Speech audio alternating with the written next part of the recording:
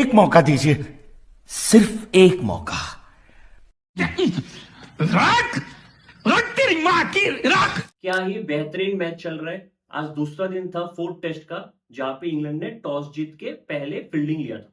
हालांकि रवि शास्त्री कल टॉस के बाद उनका ये मानना था कि इंग्लैंड जो इंडिया को पहले बैटिंग मिला है वो अच्छा है इंडिया के लिए, क्योंकि इंडिया सीरीज पे पीछे अगर इंडिया 350 400 बना देगा तो इंडिया के लिए बहुत एनफ होगा इस पिच पे।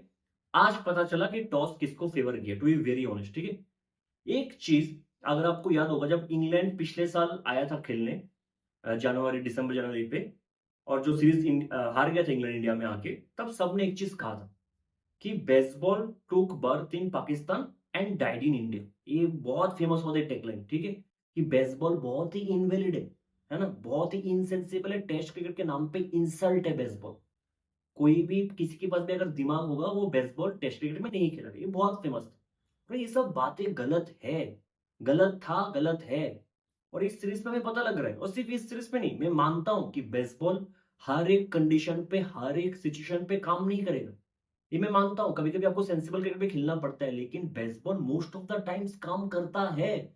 और जब काम करता है, ऐसा काम करता है कि ओपोनेंट कैप्टन को पता नहीं लगता कि पहले विकेट लूं कि रन रुकूं, और फिर दोनों ही नहीं होते इस चक्कर में। क्लूलेस, बड़े से बड़े कैप्टन को क्लूलेस देखा है मैंने बेसबॉल के अंदर। पिछले साल एशेस में अच्छा खासा काम किया है, 2-0 से इंग्लैंड पीछे था, उसके बाद 2-2 किया, और लास्ट मैच जो मैनचेस्टर में हुआ था एशेस, आपको याद होगा, वो बारिश, इंग्लैंड का जीता हुआ मैच जो बारिश की वजह से ड्रॉ हुआ था, तब जाके ऑस्ट्रेलिया ने एशेस रिटर्न किया था। न्यूजीलैंड में काम कर रहा है एशेस, कर रहा है। और इस सीरीज में हमने देखा कि बेसबॉल की वजह से इंग्लैंड क्या कर रहा है। तो आप बिल्कुल नहीं कह सकते हो कि बेसबॉल इनवैलिड है, वैलिड है, बस कभी कभी हर एक सिचुएशन पे आप बेसबॉल नहीं खेल सकते। ठीक है, थोड़ी देर में मैं मैच पे आता हूं, इससे पहले इंडिया के प्लेइंग 11 के बारे में थोड़ा बात करता हूं। दो तो ऑब्वियस चेंज था, एक आकाशदीप इंजर्ड हुआ, इसको लोअर बैक में थोड़ा प्रॉब्लम हुआ था पिछले मैच पे, तो उसके जगह लाइक टू लाइक रिप्लेसमेंट जो न्यू बॉल का अगेन बेहतरीन बॉलर है अंशुल कंबोज को मौका मिला है। कितना अच्छा है वो बोलने की जरूरत नहीं है, डोमेस्टिक में सिमर उससे बेटर बॉलर आजकल कोई नहीं, वेल डिजर्व। दूसरा, नीतीश कुमार रेड्डी इंजर्ड है, one second like to like replacement Shardul Thakur. Nitish Kumar Reddy bat से बेटर है, शार्दुल ठाकुर बॉल से बेटर है। हालांकि बॉल से बहुत ही खराब बॉलिंग की, लेकिन ठीक है, आपको समझ में आता है शार्दुल ठाकुर क्यों आया इस टीम में।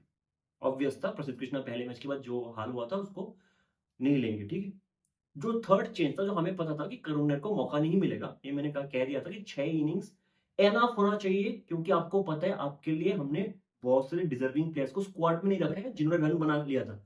सरफराज खान फॉर एग्जाम्पल, ठीक है, सरफराज ने अपने करियर में अभी तक ऐसा कुछ गलत नहीं किया, उसको बाहर कर दे स्क्वाड से। ठीक है, तो करुण नेर को 6 इनिंग्स में, जहां पे एटलीस्ट 4 इनिंग्स तो फ्लैट पिच पर उसको मिला था, उस पर रन बनाना चाहिए था। हमें पता था करुण नेर ड्रॉप होगा ही होगा।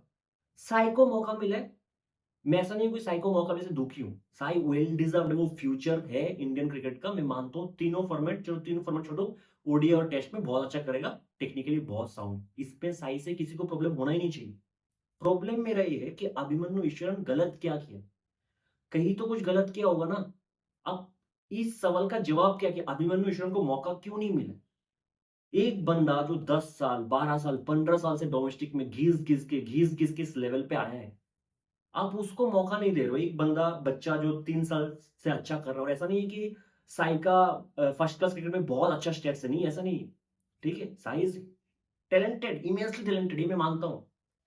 लेकिन फिर जो बंदा इतने लंबे टाइम तक घिस घिस के अपना जगह बना है, उसको क्या फेयर चांस नहीं दोगे। और अभिमन्यु ईश्वरन के साथ ये जो हो रहा है अनफेयर चीज, वो बहुत लंबे टाइम से हो रहा है। जितना मुझे याद है, जो जिस जिस सीरीज में मयंक अग्रवाल का डेब्यू हुआ था टेस्ट में, उधर भी अभिमन्यु ईश्वरन बैकअप का पार्ट था, और वो ऑलरेडी उधर थे। लेकिन आपने क्या किया, जब इंजर्ड हुआ आपने मयंक को इंडिया से बुलाया और अभिमन्यु ईश्वरन को खिलाया नहीं, ये पहली बार हुआ था। फिर बीजीटी में, क्योंकि रोहित शर्मा पहला मैच खेलने वाला नहीं था, अभिमन्यु ईश्वरन को as a backup opener add किया, लेकिन आपने डिसाइड किया केएल राहुल के साथ जसवाल ओपनिंग करेगा, इसमें मुझे कुछ प्रॉब्लम नहीं था। तो नंबर 3 पे ऑटोमेटिक अभिमन्यु ईश्वरन आना चाहिए था, लेकिन नहीं है, जो मेन स्क्वाड का पार्ट था। देवदत्त पडिक्कल जो इंडिया ए के साथ के ट्रेवल कर रहा था, उसको अपने स्क्वाड में ऐड करवाया, जो मेन स्क्वाड का पार्ट नहीं था, उसको अपने खिलाया भी था नंबर 3 पे पहले टेस्ट में। तो अभिमन्यु ईश्वरन के साथ बार बार ऐसा क्यों होता है, मेरे समझ से बाहर। टू बी वेरी ऑनेस्ट, वो डिजर्व करता था। मैं मेरे हिसाब से, चलो आपको लगता है कि वो इंग्लैंड में अच्छा नहीं करेगा, वो ऑस्ट्रेलिया में अच्छा नहीं करेगा, चलो दो एक मैच दो, 4 इनिंग्स दो, 2 इनिंग्स दो, फिर खराब कर दो, फेंक के बाहर कर दो, मुझे उससे कुछ प्रॉब्लम नहीं, बाहर कर दो, लेकिन एक तो मौका दो यार, एक तो मौका दो। और कितना घिसेगा और क्या करेगा कि आपको यकीन हो कि अच्छा कर सकता है। डिजर्व तो वो करता है, करता था, करता है। बस इधर मुझे बुरा लगा और इस चीज का कोई जवाब नहीं है मेरे पास कि अभिमन्यु अश्विन क्यों नहीं, साई क्यों है, उसका जवाब है मेरे पास।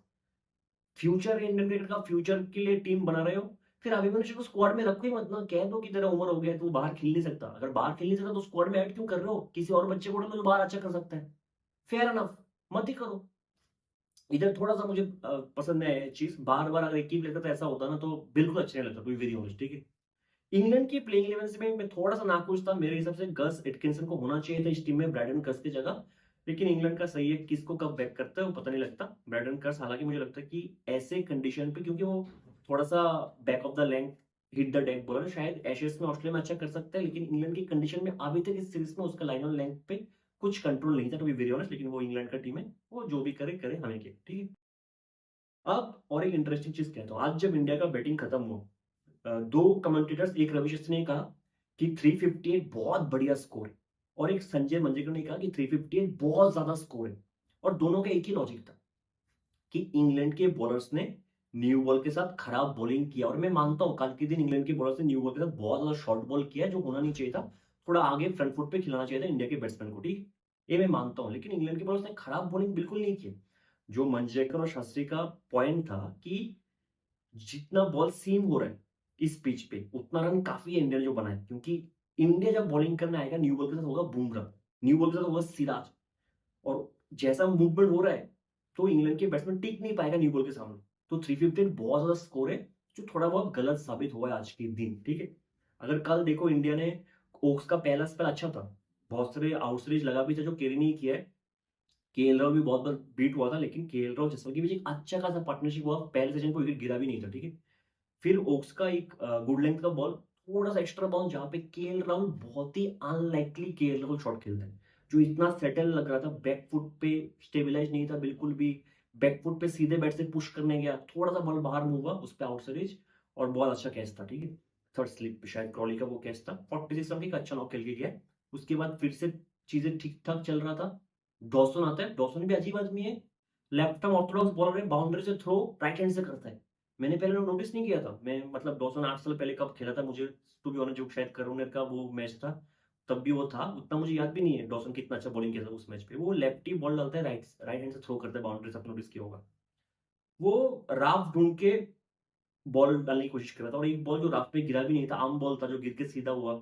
जसवाल टर्न के लिए खेल गया, गलत लाइन पे खेल गया, उधर आउट सीरीज, अच्छा बॉल था, अच्छा कैप्टनसी भी था, सही टाइम पे डॉसन को लाया था, उधर जसवाल आउट हो गया, अच्छा खेल के गया था, ठीक है। अब साई और गिल होता है क्रिस, बेन स्टोक्स जो साई के पीछे पड़ा है ना, कि साई का हेड पोजीशन बॉल के नीचे कभी नहीं होता है टेस्ट मैच पे, ठीक है। मतलब उसका जो ये होता है, आंखें और जो हेड और बॉल का एलिमेंट है, थोड़ा सा हेड आउटसाइड द बॉल रहता है हमेशा, तो वो लेग साइड पे उसको खिलाने के बार बार, अगर अपने पहले मैच में याद होगा, दोनों बार उसने डाउन द लेग बॉल डाल के उसको फंसाया था, और इस मैच पे भी फंसा लिया था। 20 रन पे था तब Sai, easy catch Jamie Smith छोड़ दिया था, जो बहुत अच्छा कीपर है। और जो कैच छोड़ा है, बहुत ही गंदा कैच छोड़ा है, इजी कैच तो था ही था, उसे ग्लव्स पे आया भी नहीं था, बॉल बॉल सीधा उसे चेस्ट पे जाकर लगे। और एक कैच बहुत ही महंगा पड़ा इंग्लैंड को, क्योंकि साई 20 रन के बाद 61 बना के आउट हुए, बहुत महंगा पड़ा। लेकिन उस ओवर की बात ही, बेन स्टोक्स और एक बॉल डालता है गुड लेंथ से जो शार्पली अंदर आता है, शुभमन गिल गलत लाइन का बॉल छोड़ देते हैं, बहुत ही गलत लाइन का बॉल लीव किया था। मतलब अब कितने बार, 3 बैट्समैन को देख लिया मैंने इस सीरीज पे। एक तो नीतीश कुमार रेड्डी का पहला इनिंग्स, जिसने गलत लाइन से बॉल लीव कर दिया, उसने गलत लेंथ से लीव किया था, ठीक है। एक करुण ने जो 1 सेकंड गलत लाइन का बॉल लीव किया था पिछले मैच पे लॉर्ड्स पे, शायद सेकंड इनिंग्स था वो।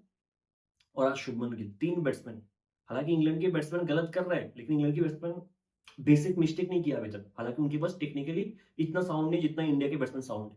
3 बेसिक मिस्टेक, 3 बार ऐसा हुआ है सीरीज में कि हमारे बैट्समैन गलत लाइन और लेंथ का बॉल लीव किए। शुभमन गिल गलत लाइन का बॉल लीव कर दिया, उधर वो आउट हो गया।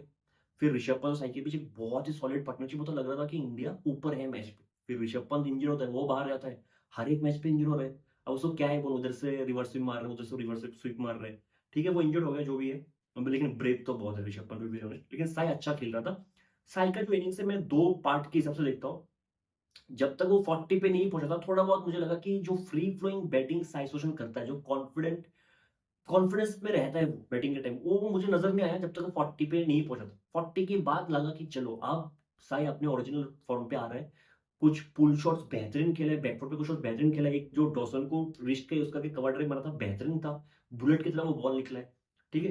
तो थोड़ा बहुत कॉन्फिडेंस आया, ऑब्वियसली आया, थोड़ा बहुत नर्वसनेस रहता है। आप डेब्यू इनिंग्स पे, डेब्यू सीरीज पे आ रहे हो, इंग्लैंड में खेलने, ऊपर से आप पे इतना सारा प्रेशर है। प्रेशर तो होगा साइड पे, क्योंकि सबको पता है कि वो इतना टैलेंटेड है, आपने आईपीएल में इतना रन बनाया, तो एक है। और क्योंकि डोमेस्टिक के बहुत बड़े बैट्समैन अभिमन्यु ईश्वर को बाहर रखे आपकी वजह से, एक एक्स्ट्रा प्रेशर होगा। लेकिन साई ने जितना भी किया बहुत अच्छा काम किया, ठीक है, मेरे हिसाब से। और लेकिन 40 के बाद वाला इनिंग्स डिफरेंट था, ज्यादा अच्छा लगा मुझे देखने में। अभी भी मुझे लगता है जो इस कैलिबर का प्लेयर है साई सुदर्शन, उस कैलिबर की इनिंग्स अभी भी नहीं। जितना प्लीजिंग टू आईज होना चाहिए था शायद उतना नहीं है, क्योंकि साई है मतलब इमेंसली टैलेंटेड है, उतना शायद अच्छा नहीं था। लेकिन लग रहा था कि इधर से विकेट आने वाला ही नहीं। बेन स्टोक्स आता है, एक बॉल, शॉर्ट बॉल पुल करता सीधा फाइनल लेग के हाथ में साई सुदर्शन। उधर एक विकेट गिरा, लेकिन शाम में जडेजा क्योंकि और शार्दुल ठाकुर को वशी के ऊपर भेजा गया था, क्योंकि ऋषभ पंत चला गया था रिटायर्ड हर्ट होके। दोनों ने ठीक ठाक रोक लिया था। कल तक इंडिया लगा मुझे कि ऊपर है, थोड़ा सा रन रेट स्लो था, लेकिन कल बहुत ज्यादा मूवमेंट हो रहा था, बॉल बहुत अच्छा मूवमेंट हो रहा था। आज सुबह को आया जोफ्रा आर्चर, वही बॉल जो पहले लॉर्ड्स के पहली इनिंग्स पे जसवाल को डाला था, है ना, ओवर द विकेट आके बैक ऑफ द लेंथ, जो गिर के थोड़ा सा बाहर जाता है ऐस होके, ऑलमोस्ट बैट्समैन का डिफेंस खोल के रखते हैं, शोल्डर खोल के रखते हैं। सेम तरीके से जैसे जसवाल आउट हुआ, सेम तरीके से जडेजा सुबह को आउट हुआ, ठीक है, new ball, second new ball के साथ। जोफ्रा आर्चर है ना, अगर आप उसका करियर भी देखो, करियर देखने की जरूरत भी नहीं है, शायद करियर एवरेज पे उसका कुछ ऐसा ही है, कुछ 19 है लेफ्टी बैट्समैन के अगेंस्ट एवरेज, और कुछ राइटी बैट्समैन के अगेंस्ट कुछ 31-32 है उसका एवरेज। तो मतलब लेफ्टी के लिए ज्यादा बेटर बॉलर है। और एक करियर देखने की जरूरत नहीं। अगर आप इस सीरीज पे भी देखो, कितना विकेट लिया अभी तक, 8 या 9 विकेट लिए इस सीरीज में अभी तक जोफ्रा आर्चर ने, या 8 विकेट लिए शायद, जिसमें से 7 बैट्समैन, एक ही राइटी बैट्समैन को आउट किया अभी तक। ये आज जो बुमराह को आउट किया, वो भी बहुत ही गंदा बॉल पे बुमराह आउट हो गया था, डाउन द लेग बॉल पे। उसको छोड़ के हर एक विकेट उसने लेफ्टी बैट्समैन को आउट किया, और हर एक बॉल लेफ्टी बैट्समैन को ही अच्छा डालता है वो। और जब राइटी को कभी कभी डालता है, अगर कल का शुरू का इनिंग्स देखो, लगता भी नहीं है कुछ एक्स्ट्रा कुछ क्रिएट कर पा रहा है। जब लेफ्टी को डालते हैं कुछ मैजिकल डिलीवरी निकलता है। लॉर्ड्स पे पहले इनिंग्स पे जो जायसवाल का विकेट था, फिर लॉर्ड्स के दूसरे इनिंग्स पे जो ऋषभ पंत को आउट किया, आज जो जडेजा का बॉल था, लेफ्टी को डालता है, खतरनाक बॉल डालता है, ठीक है। वो सेम बॉल नहीं है राइटी के लिए, एक वीकनेस है आर्चर की बॉलिंग पे, लेकिन अच्छा खासा स्पेल पे लग रहा था। फिर एक ऐसा मोमेंट आया जहाँ पे वाशी और शार्दुल के बीच अच्छा खासा पार्टनरशिप हो रहा था, लग रहा था कहीं से विकेट नहीं आ रहा। शार्दुल ने काफी अच्छा बैटिंग किया सुबह को, बहुत ही इंटेंट, बहुत ही साफ था। बेन स्टोक्स आता है, और बेन स्टोक्स जो बॉलर है ना, आउटस्टैंडिंग काम कर। और सिर्फ विकेट ले रहे इसलिए नहीं, मैं पहले मैच में कहा हूं, जहां जब जब बेन स्टोक्स आया, जब जब लग रहा है कि इंग्लैंड ने जो एक चीज बहुत अच्छा किया सीरीज पे, उनके बॉलिंग पे वो कंसिस्टेंसी नहीं रहा है बिल्कुल भी। अगर कोई आगे बोल दे कि इंग्लैंड बॉलिंग से बहुत कंसिस्टेंट था, मैं नहीं मानता। इससे बेटर कंसिस्टेंट हम भी थे।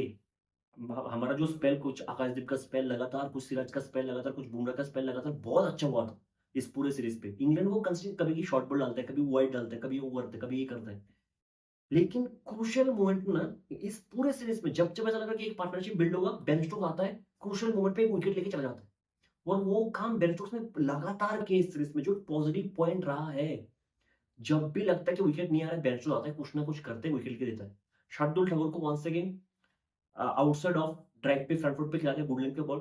शार्दुल ठाकुर जब जब, एक गलती शार्दुल ठाकुर हमेशा जिंदगी में हमेशा की है, अगर उसको ओवर पिच डिलीवरी मिलता है फोर्थ टाइम फिफ्थ में, अच्छा ड्राइव कर लेता है, मतलब खींच के मारता है। जब गुड लेंथ का बॉल थोड़ा सा बाहर जाता है, गुड लेंथ फिफ्थ स्टंप का बॉल गिर के थोड़ा बाहर जाता है, शार्दुल ठाकुर जब भी फ्रंट फुट पे गुड लेंथ के बॉल को ड्राइव करता है, उसका फ्रंट फुट बैलेंस बिल्कुल सही नहीं रहता। उसका पूरा का पूरा बॉडी वेट सामने की तरफ गिरने लग जाता है, वो स्टेबिलाइज बिल्कुल नहीं रहता है। मतलब जो उसका बॉडी वेट है वो बॉल पे, शॉट पे ट्रांसफर होता ही नहीं है। और हमेशा एक गलती की वजह से शार्दुल आउट होता है। हालांकि बेन डेकर का बेहतरीन कैच था गली पे, 42 रन का बेहतरीन नॉक। आप शार्दुल ठाकुर को कंप्लेन नहीं कर सकते, आप ये भी नहीं कह सकते कि नीतीश कुमार रेड्डी हो तो शायद बेटर होता, क्योंकि नीतीश को कितना 4 इनिंग्स मिला इस सीरीज पे, if I am not wrong, 4 innings पे 13 कुछ 45 रन बनाया होगा नीतीश कुमार रेड्डी 4 इनिंग्स पे, if I am not wrong, क्योंकि पहले मैच पे एक बना के आउट हो गया, फिर शायद एक 30 रन का इनिंग्स आया, फिर एक 13 रन का इनिंग्स आया, जितना मुझे याद है 45 बनाए शार्दुल ने, 42 एक इनिंग्स में बनाए हैं इस मैच पे। तो ठीक, इतना कंप्लेन नहीं कर सकते। ठीक ठाक बैटिंग किया शार्दुल, और नीतीश कुमार रेड्डी बहुत बड़ा बैट्समैन शार्दुल की कंपैरिजन में, ठीक है। तो शार्दुल को मैं बिल्कुल भी गलत नहीं ठहराऊं, लेकिन फिर वे आपने इतना हार्डवर्क कर लिया, आपने अब अच्छा खेल रहे थे, कुछ पैर उठा के स्क्वायर कट खेला, बहुत अच्छा खेला, लेकिन वही है ना, गलत बॉल पे, वो बॉल पे शॉट खेलना जरूरी नहीं था। एसपी आपको पता कि आपको वीकनेस से छोड़ दो ना, फिफ्थ स्टंप का बॉल है, क्या ही हो सकता था, ठीक है, उसमें वो आउट हो गया। फिर ऋषभ पंत आता है बैटिंग करने को, which is again brave brave decision कि फ्रैक्चर हो गया फिर भी बैटिंग करना आया। Heads of, heads of. पिछले मैच में उंगली पे लग गया, इस मैच में पैर पे लग गया, हंसी पे आता थोड़ा बहुत। बहुत फनी क्रिकेट तो खेलते हैं Rishabh Pant, to be very honest. लेकिन जब ऋषभ बैटिंग करना आया ना, अब मुझे ये एक्सपेक्टेशन था कि वाशिंगटन सुंदर थोड़ा अटैकिंग क्रिकेट खेलेगा। मैं इसलिए कह रहा हूँ क्योंकि उनके पास ऑप्शन क्या था? ऋषभ पंत भाग नहीं सकता था, जहां बहुत बार हुआ जहां पे 2 रन होना चाहिए था ऋषभ पंत भाग नहीं पा रहे।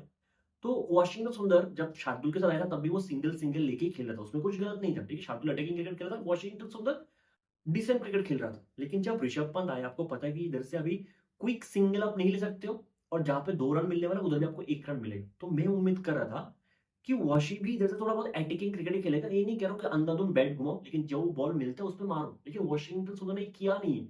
फिर ऐसा होता है कि एक बॉल मिलता है आउट हो जाता है। इधर इंडिया 20 पोजीशन एक्स्ट्रा बना सकता था मेरे हिसाब से, अगर वॉशिंगटन सुंदर थोड़ा बहुत अटैकिंग क्रिकेट खेलता। फिर बेन स्टोक आता है over the wicket, sorry round the wicket, short ball डालते हैं वॉशिंगटन सुंदर, सीधा फाइनल के हाथ में मारते, उधर वो आउट हो गया। फिर अंशुल कंबोज को बेहतरीन बेहतरीन मतलब आउटस्टैंडिंग डिलीवरी था वो। थोड़ा सा एक्स्ट्रा बाउंस गुड लेंथ से थोड़ा सा एंगलिंग करके सीधा हुआ था बॉल, बेहतरीन बॉल था। 5 विकेट बेन स्टोक्स ने लिए। वंस अगेन अगर आप बेन स्टोक्स का देखो, और एक चीज जो है, जब बुमराह अच्छा स्पेल में रहता है लगता है कि हर एक बॉल पे गिराने वाला है। अगर आकाशदीप का वो वाला स्पेल देखो, तो दूसरे मैच का स्पेल, यस, जहाँ पे इंडिया जीता था मैच, और जहाँ पे उसने 6 विकेट लिया था, लगता था कि हर एक बॉल पे गिराएगा, हर एक बॉल पे गिराएगा न्यू बॉल के साथ। बेन स्टोक्स का ऐसा नहीं है कि हर एक बॉल पे गिराएगा, वो 5 बॉल ठीक ठाक लाइन पे डालता है। एक बॉल ओवर में मेक श्योर करता है कि इस बॉल पे विकेट लेने का कैलिबर हो। हर एक ओवर में एक बॉल ऐसा डालता है जिसपे सब कुछ देता है। अगर आज सुबह को भी देखो, एक बार वॉशी को कहीं से मतलब आउट ऑफ नोवेयर एक ईयरकॉर्ड डाल दिया था, ऑलमोस्ट ऑलमोस्ट चला गया था वॉशी। फिर शार्दुल को एक बॉल डाला जहाँ पे गुड लेंथ से एक्स्ट्रा बाउंस मिला था, जो रिव्यू में पता लगा कि शोल्डर पे लगा है। बेहतरीन डिलीवरी था, फिर शार्दुल को ऑलमोस्ट पॉइंट पे आउट कर दिया था। तो बेन स्टोक्स का एक खासियत है कि हर एक ओवर में एक बॉल तो डालता है जो उसके दिमाग में होता है, सेट करता है बैट्समैन को उस बॉल के लिए। सब कुछ करके फिर एक बॉल डालता है जिसमें वो उम्मीद करते हैं कि विकेट आ जाए। ये उसका क्वालिटी है, उसका हर एक बॉल अच्छा नहीं होता, लेकिन ब्रिलियंट ब्रिलियंट। शायद उसके करियर में अभी तक इस सीरीज में सबसे ज्यादा ओवर डाला है बेन स्टोक। और बेन स्टोक में कितना वर्कलोड प्रेशर रहता है, कितना इंजरी प्रोन है, उसके बाद भी अगर इतना ओवर डाल रहे हैं, हैट्स ऑफ कर, मतलब बॉलिंग से बहुत अच्छा कर रहे हैं। खैर ऋषभ पंत जब बैटिंग पे आता है 37 पे, शायद वो कल तक था, बैटिंग पे आता है। मेरा एक, अगर मैं न्यूट्रल पर्सपेक्टिव में देखूं, अगर मैं सोचूं कि मैं बॉलर हूं, मुझे ऋषभ पंत को बॉल डालना है जिसको फ्रंट फुट पे लगा हुआ है फ्रैक्चर, में क्या करूंगा? कोशिश करूंगा कि मेरे 6 के 6 बॉल टो क्रचिंग यॉर्कर, कि चलो मारता हूं, जिस पैर में उसको लगा उस पैर में बार बार यॉर्कर मारता हूं। या फिर उसको फिफ्थ स्टंप पे फ्रंट फुट पे मैं ड्रैग करूं, क्योंकि वो ड्रैग कर नहीं सकता, वो पैर आगे बढ़ा ही नहीं सकता, पैर आगे बढ़ा के वो शॉट खेल नहीं सकता। इंग्लैंड सरप्राइजिंगली दोनों चीजें नहीं की है, स्पेशली जोफ्रा आर्चर ने, जो मैं जोफ्रा से एक्सपेक्ट कर रहा था। अगर ऋषभ पंत 37 से 54 तक स्कोर को लेके गया है फ्रैक्चर के साथ, इससे ह्यूज ह्यूज ह्यूज थिंग, मतलब हेड्स ऑफ जो भी किया है इंडिया के लिए, ह्यूज बोनस था कि ऋषभ पंत एक तो बैटिंग करना है या फिर 37 से 54 तक लेके जाना अपने स्कोर को, बिग थिंग। तो मेरे हिसाब से इधर इंग्लैंड थोड़ा बहुत गलत किया है। हालांकि बेन स्टोक्स ने फिर भी कोशिश किया है कि उसके पैर को पकड़ के 2-3 यॉर्कर मारे, लेकिन जोफ्रा आर्चर उस टाइम पे मुझे लगा कि थोड़ा सा खराब कर रहा था, क्योंकि बहुत सारे फुल टॉस दिया था, लो फुल टॉस, वो फोर्थ बैकफुट पे उसको खिलाने की कोशिश कर रहा था। वो जरूरी नहीं था, उधर ऋषभ पंत को मौका मिला है मारने का। अगर आप उसको थोड़ा बहुत उसका पेशेंस को ये करते कि फिफ्थ स्टंप पे रखता हूँ बॉल, फ्रंट फुट पे उसको फ्रंट फुट पे खिलाने की कोशिश करता हूँ, ड्रैग खिलाने की कोशिश करूँ, क्योंकि वो फ्रंट फुट उसका हिलेगा नहीं। ये फिर टो क्रशिंग, जोफ्रा के पास पेस है, मारो एक के बाद एक टो क्रशिंग यॉर्कर। मैं तब यही सोच रहा था अगर बुमराह होता, ओपोनेंट का कोई बैट्समैन था पैर में इंजरी का था, बुमराह एक के बाद एक यॉर्कर मारना लगता, एक के बाद एक। तो 37 से 54 उधर जितना भी रन ऋषभ पंत ने जोड़ा है वो इंडिया के लिए बोनस था, और इंग्लैंड के लिए बहुत बड़ा लॉस था। हालांकि जोफ्रा आर्चर फिर से राउंड में आके एक मैजिकल डिलीवरी प्रोड्यूस करता है, जो सेम बॉल उसने लॉर्ड्स पे दूसरे से डाला था, back of the length, top of the off stump target करके। आउटस्टैंडिंग डिलीवरी था, जो गिर के थोड़ा सा स्ट्रेटन होता है, आउटस्टैंडिंग डिलीवरी। 358 पे इंडिया आउट होता है। जो मैं कह रहा था, रवि शास्त्री का मानना था कि बहुत अच्छा स्कोर है, संजय मंजर का मानना था बहुत अच्छा स्कोर है, क्योंकि इंडिया के बॉलर्स ऐसे कंडीशन पे आएंगे तो इससे बेटर बॉलिंग करेंगे, जो इंग्लैंड की बॉलर्स थोड़ा शॉर्ट किए। इनफैक्ट जोनाथन टॉट का भी यही मानना था कि इंग्लैंड की बॉलर्स ने खराब बॉलिंग की है, जो लाइनर लेंथ पकड़ के बॉलिंग करना चाहिए था वो इंग्लैंड की बॉलर्स ने किया नहीं है, स्पेशली दोनों न्यू बॉल के साथ। फिर भी अगर आप एक चीज देखो, आज सुबह इंडिया 92 रन पे 6 विकेट दिए। मेरे हिसाब से इधर एक कोलैप्स था, जो देख के शायद इतना लगता नहीं है, लेकिन 92 कितना 266 पर फोर्थ था इंडिया कल तक। उसके बाद 92 रन देके 6 विकेट, मेरे हिसाब से इससे बेटर बैटिंग होना चाहिए था इंडिया से, मेरे हिसाब से। अब जब इंग्लैंड का बैटिंग स्टार्ट होता है, सरप्राइजिंगली ये था, शायद बहुत लोगों को पसंद नहीं आया होगा कि बुमराह के साथ न्यू बॉल के साथ आया था अंशुल कंबोज दूसरे एंड से। मुझे बहुत अच्छा लगा गिल का कैप्टनसी इसलिए, एक तो वो डेब्यू कर रहा है, उसका स्ट्रेंथ है न्यू बॉल के साथ स्विंग करना, सीम पोजीशन अच्छे है, सीम से मूव करना न्यू बॉल के साथ। अगर कोई बच्चा पहली बार खेल रहा है, उस कैप्टन का फर्ज बनता है, जिम्मेदारी है कि उसको उसके स्ट्रेंथ पे लाके उसका बेस्ट निकालूं मैं। उसका स्ट्रेंथ क्या कंपोज का कि न्यू बॉल के साथ वो अच्छा करता है, तो मैं चाहूंगा कि वो अपने कंफर्ट जोन पे जो अपना स्ट्रेंथ है उस स्ट्रेंथ पे उसका बेस्ट निकल पाऊं कि नहीं। एज ए कैप्टन मैं यही चाहूंगा। ऐसा नहीं कि उसको पुराना बोल दूं, सॉफ्ट बोल दूं, जो उसका स्ट्रेंथ है ही नहीं, फिर वो मार खा के खेलूं, डेब्यू मैच में उसका कॉन्फिडेंस ही खराब कर दूं। ऐसा नहीं होता, ठीक है। मेरे हिसाब से गिल ने जो भी 3 ओवर दिया था न्यू बॉल के साथ, जो भी डिसीजन लिया, मेरे हिसाब से गिल ने बहुत अच्छा डिसीजन लिया। कंबोज तुझे मैं दे रहा हूँ कॉन्फिडेंस, बैक कर रहा हूँ तेरे को, मुझे पता है तेरा स्ट्रेंथ है, तो करके दिखा। हालांकि कुछ ज्यादा कर नहीं पाया, लेकिन गिल की कैप्टनसी में 100 मतलब 100 पॉइंट्स उस डिसीजन के लिए, ठीक है। लेकिन क्रॉली और बेन डकेट, जो मैं बेसबॉल का बात कर रहा था, जो बैटिंग की है, क्लूलेस लगा है India, to be very honest. एक तो जैसे इंग्लैंड बैटिंग करना है, धूप निकल गई, ये भी बात था। मतलब इतना धूप पिछले 1.5 दिन में कभी नहीं देखने को मिला, ठीक है। कल तो पूरा दिन धूप नहीं था, टू बी वेरी ऑनेस्ट। आज भी थोड़ा बहुत बारिश हुआ था जब इंडिया बैटिंग कर रहा था। जो बैटिंग की है, और इंडिया ने खराब बॉलिंग भी की है। और बुमराह का भी मुझे पहला स्पेल ज्यादा कुछ खास लगा नहीं, मतलब बुमराह के लेवल का तो बिल्कुल नहीं था। To be very honest, Bumrah को आप मारते नहीं होते। बुमराह को कोई क्यों मारेगा? बुमराह के लिए रिस्क क्यों लेना है? अगर बुमराह कभी कभी खराब बॉल भी डालता है, अगर बुमराह को मारता नहीं कोई, कोई और बॉलर डालता है तो उसको अच्छे बॉल में मार देता है कि चलो ये तो है ही कंबोज, नया बॉलर मार देता हूँ, ये तो है ही शार्दुल ठाकुर, मार देता हूँ। बुमराह की खराब बॉल में कभी कभी रेस्पेक्ट करो कि आप चाहते हैं कि बुमराह को विकेट लेकर ज्यादा कॉन्फिडेंस दे दो कि बुमराह फिर आपको तोड़ ही दे। इसलिए कभी कभी लगता है कि बुमराह की करो, लेकिन नहीं है यार, बुमराह ने सही किया हो। लेकिन बुमराह का मुझे पहला स्पेल बिल्कुल ज्यादा पसंद नहीं आया, बिल्कुल भी पसंद नहीं आया, to be very honest. Bumrah का लेवल का तो बिल्कुल भी नहीं था। कंबोज मेरी सबसे पहली, जैसे बैंड को डालना आया था, पहली ओवर से शायद वो राउंड द विकेट आ सकता था, वो ओवर द विकेट आया। और बोलना चाहिए सबको कि राउंड द विकेट आने से बेन डेकर को प्रॉब्लम होता है, और आकाशदीप इस चीज को बहुत अच्छे से यूज कर रहा था, बहुत अच्छे से यूज कर रहा था। जो मतलब किसी को गाइड करना चाहिए था कंबोज को। और कंबोज का लाइन भी थोड़ा सा खराब था, पहला जो स्पेल था 3 ओवर का। ऑलमोस्ट वो इन स्विंगर ढूंढ रहा था बेन डेकर के लिए, लेकिन ऑलमोस्ट हर एक बॉल फिनिश हो रहा था लेग स्टंप पे। और बेन डेकर लेग स्टंप पे कितना, लेग स्टंप पे भी बहुत स्ट्रांग है, ऑलमोस्ट ट्रेविसेट जैसा ही है। और आउटसाइड ऑफ भी आप रूम दोगे तो खींच के मारता, ठीक है। आउटस्टैंडिंग बैटिंग किया, इंडिया को कुछ पता ही नहीं था। एक टाइम पे तो ऐसा लगा कि इंडिया उम्मीद करे कि आज का दिन इधर ही खत्म हो जाए, है ना, विकेट हमें मिलने वाला नहीं है, क्या पता आज ही इंग्लैंड 250 बना दो। और अगर डकेट और कॉली आउट नहीं होता, आज ही 250 260 तक पहुंचा था इंग्लैंड, तो वेरी ऑनेस्ट आज ही पहुंचा था। तो इंडिया इंडिया सोच भी नहीं रहा था कि विकेट लूं, मिल गया तो मिल गया, ठीक है। और मेरे हिसाब से ये जो 5 ओवर, 5 ही ओवर था जो लगातार शार्दुल को दिया है, वो 5 ओवर बनता नहीं था शायद। चलो आपने देख लिया, 3 ओवर देखिए, मार ही कर हर एक ओवर में बाउंड्री, शार्दुल की हर एक ओवर में बाउंड्री, ठीक है, डाउन द लेग, इधर उधर।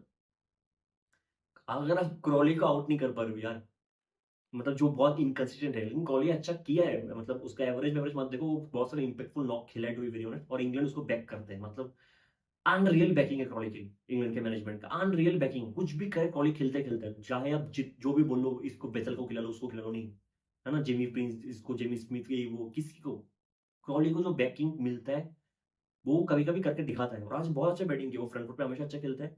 आज बुमराह के कुछ बॉल को थोड़ा बहुत टेक्निक चेंज करके आया था, अच्छा खेला है।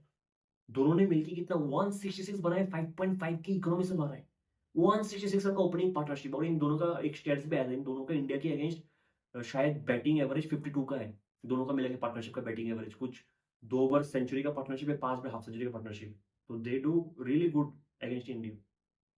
लग नहीं रहा था विकेट आएगा। जडेजा, मेरे से जडेजा को थोड़ा सा लेट लाया है। हालांकि मैं ऐसा कैप्टन होता जहाँ पे मुझे लग रहा है कि नहीं, हमारे हर एक पेसर्स मार खा रहे हैं, कंबोज तो है ही नहीं, अगर वो मार कर शार्दुल ठाकुर हर एक ओवर में बाउंड्री दे रहे हैं, सिराज भी मार कर ऑलमोस्ट 5 की कम सिराज बॉलिंग कर रहे हैं।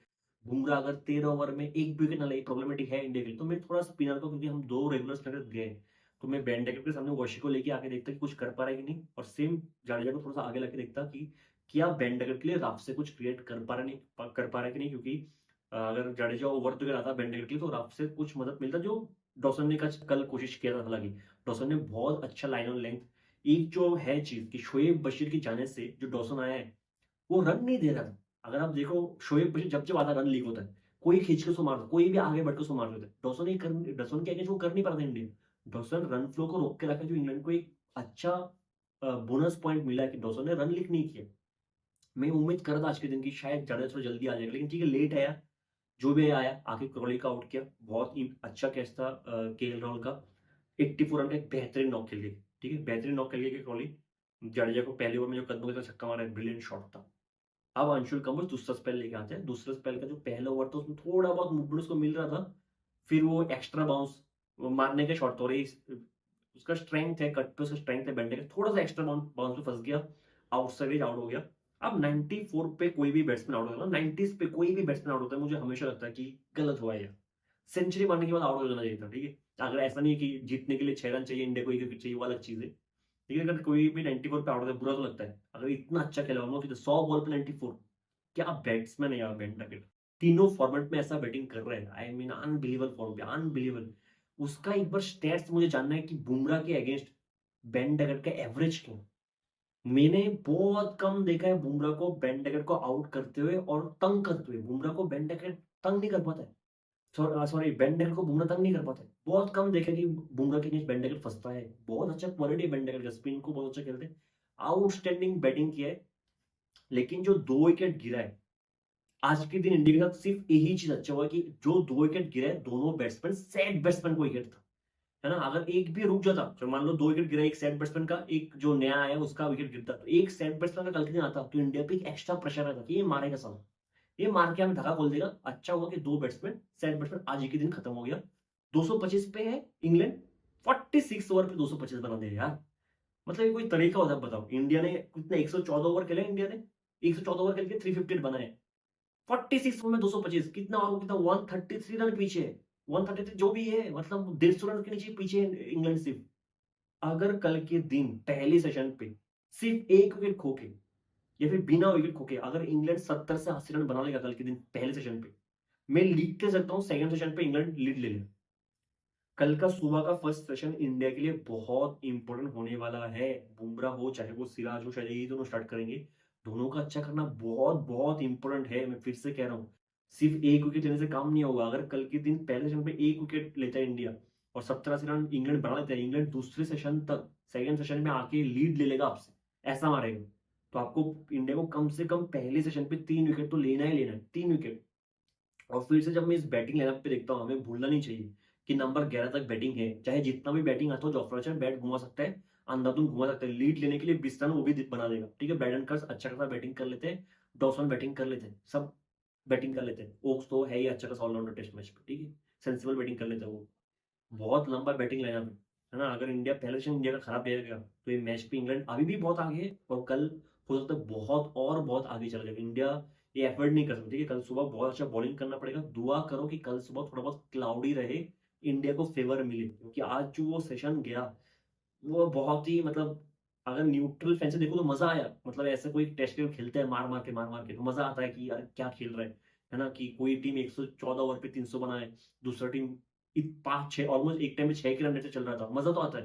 लेकिन बुरा भी लगता है कि हमारे बॉलर्स पेल रहे हैं यार, हमारे कैप्टन के पास कुछ है ही नहीं करने के लिए। तो फिर हमें कुछ करना पड़ेगा, कल अलग करना पड़ेगा, थोड़ा बहुत लाइन ऑन लाइन थोड़ा अच्छा करना पड़ेगा। जो भी गलत आपने किया कल जाके देखो, बात करो, बॉलिंग को उससे ठीक करो। 2 विकेट मेरे से बहुत इंप्रूव होने वाला है, एक जो रूट, एक जेमी स्मिथ। जो रूट इसलिए वो एक बंदा है जो इनिंग्स को बिल्ड करके रहेगा, वो कोशिश करेगा कि लगातार 2 विकेट ना गिरे। वो होगा वो एंकर जो होता है ना, कि पूरा हर एक बैट्समैन को एक फैक्टर बाइंड करके रखता है, वो जो रूट है। तो उसको विकेट देना बहुत जरूरी है। दूसरा जेमी स्मिथ, क्योंकि वो जब क्रिस में आएगा वो धागा खोल देगा मार मार के, मार मार के, ठीक है। तो ये 2 विकेट आपको लेना पड़ेगा। हमें सिर्फ रन रोकना नहीं, हमें विकेट भी लेना है, रन भी रोकना है। 2 चीज हम एक साथ नहीं कर पाएंगे। अगर इंग्लैंड 50-60 रन के भी लीड लेगा, वो भी इंग्लैंड के लिए बहुत ज्यादा होगा, मुझे ऐसा लगता है। मिलते हैं अगले वीडियो में, तब तक के लिए जय हिंद।